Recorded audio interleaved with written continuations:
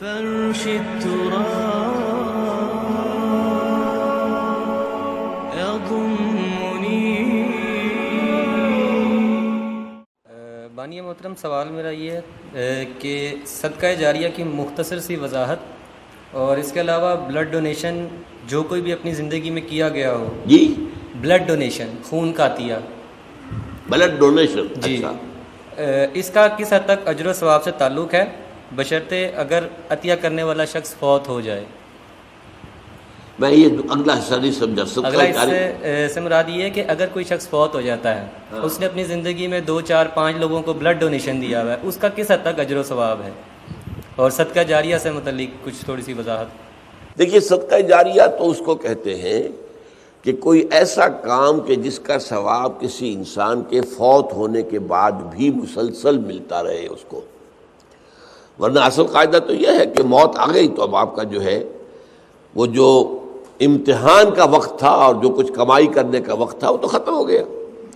جیسے امتحان میں کہتے ہیں کہ بس سٹاپ رائٹنگ، اب وہ آپ کی رائٹنگ تو ختم ہو گئی.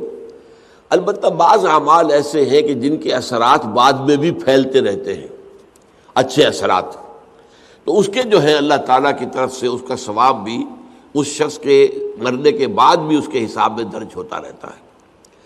بہترین صدقہ جاریہ نیک اولاد ہے. اگر آپ نے اپنی اولاد کی پرورش صحیح کی ہے، انہیں مسلم اور مومن بنا کر اٹھایا ہے، وہ اللہ کے فرما بردار متقی بندے ہیں، تو یہ جو ان کا وجود ہے، ان سے جو بھی نیکی پھیلے گی، ان سے جو آگے تقویٰ پھیلے گا، ان سے جتنا بھی بھلائی کا آگے فروغ ہوگا، اس کا ثواب آپ کو ملتا رہے گا. تو سب سے بڑا صدقہ جاریہ جو ہے وہ نیک اولاد ہے.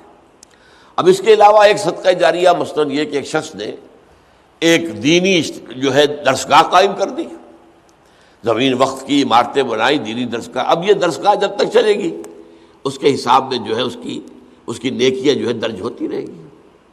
اسی طرح دعوت و تبلیغ کا کام ہے.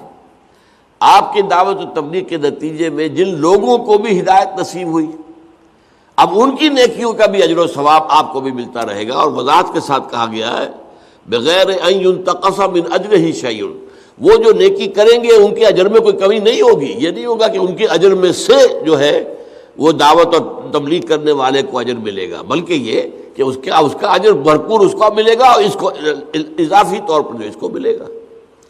تو یہ ہے خیر کا کوئی کام غریبوں کے لیے، عوام کے لیے.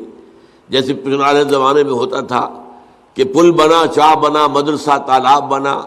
اب اس زمانے میں واٹر سپلائی تو نہیں ہوتی تھی، کہیں کنواں کھود دینا، کہیں راستے پر سبیل ایسی لگا دینا کہ پانی وہاں سے ٹھنڈا جو ہے مسافروں کو ملتی. یہ سارے کام جو ہے یہ صدقہ جاریہ ہے. باقی اگر کسی نے کسی کو خون دیا ہے اور وہ نیکی کے ارادے سے دیا ہے تو اس کا اجر و ثواب اس سے ملے گا. باقی اس میں آگے اس کے کوئی منتقل ہونے کا میرے